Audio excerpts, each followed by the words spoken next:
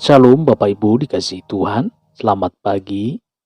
Berjumpa kembali kita dalam program Santapan Rohani Pagi pada saat hari ini.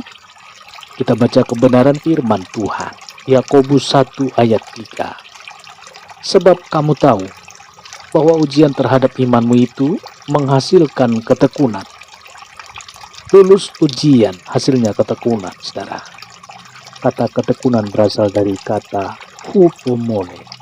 Dalam bahasa Inggris diterjemahkan dengan kata to stay under. Artinya, membuat kita bisa bertahan, kuat, terus setia. Hanya orang yang tekun yang bisa bertahan atas ujian iman yang diberikan Tuhan, saudara. Tidak mudah memang. Bertahan di tengah kekurangan, apalagi kita harus mampu tetap pada posisi semula. Tidak pindah jalur, sekalipun berada dalam keadaan yang sulit. Anda sedang berada dalam kondisi bahaya. Ketika hidup kita terjepit, sulit, ini adalah keadaan yang sangat berbahaya. Anda berada di posisi yang rawan, jika tidak mengetahui sikap apa yang harus ditempuh.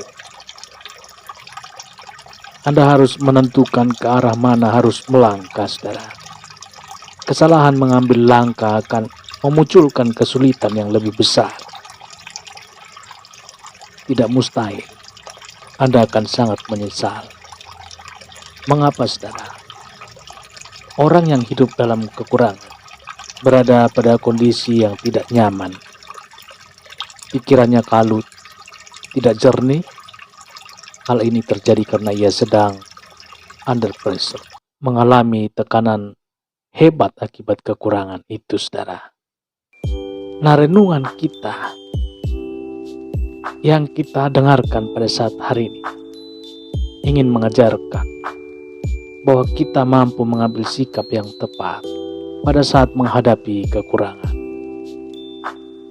Saudara dikasihi Tuhan, supaya kita dapat bertahan sambil menunggu datangnya pertolongan dari Tuhan.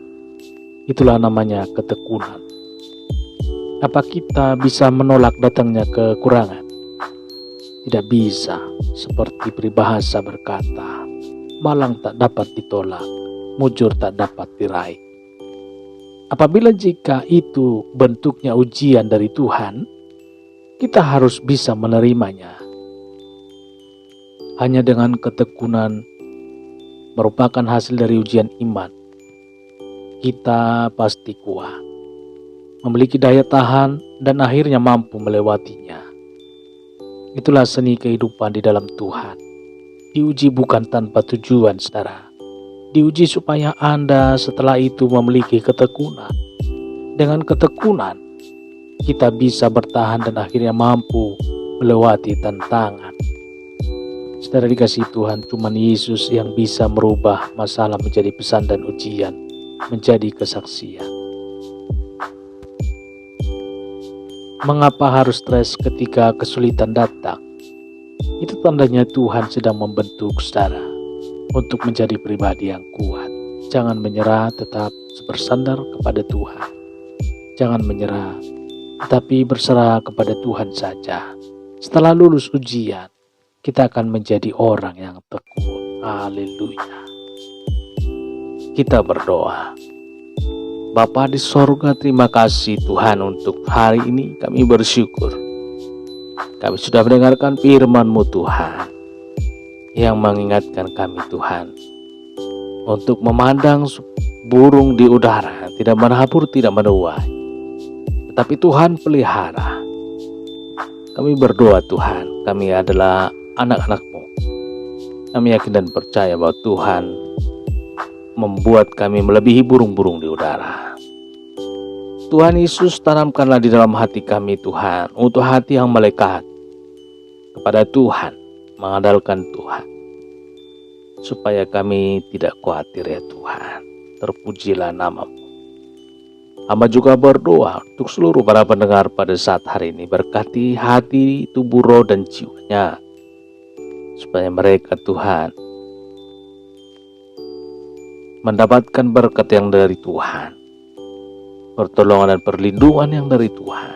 lawatan Tuhan dalam hidupnya. Terpujilah nama-Mu Tuhan. Hamba juga berdoa, berkatilah Tuhan keluarganya mereka, suami istri, anak-anak cucu mereka. Tuhan berkati dan berikan kekuatan rohani dan kekuatan jasmani. Tuhan Yesus, jamahlah tubuh yang sakit, sembuhkanlah di dalam nama Yesus. Yang sakit disembuhkan dalam nama Yesus. Terpuji termulialah Tuhan pada saat hari ini, kekal untuk selama-lamanya. Haleluya. Amin. Bapak Ibu Saudara dikasihi Tuhan, demikian pendengaran firman Tuhan pada saat hari ini. Tuhan Yesus memberkati. Sampai jumpa kembali dalam renungan selanjutnya. Haleluya. Amin.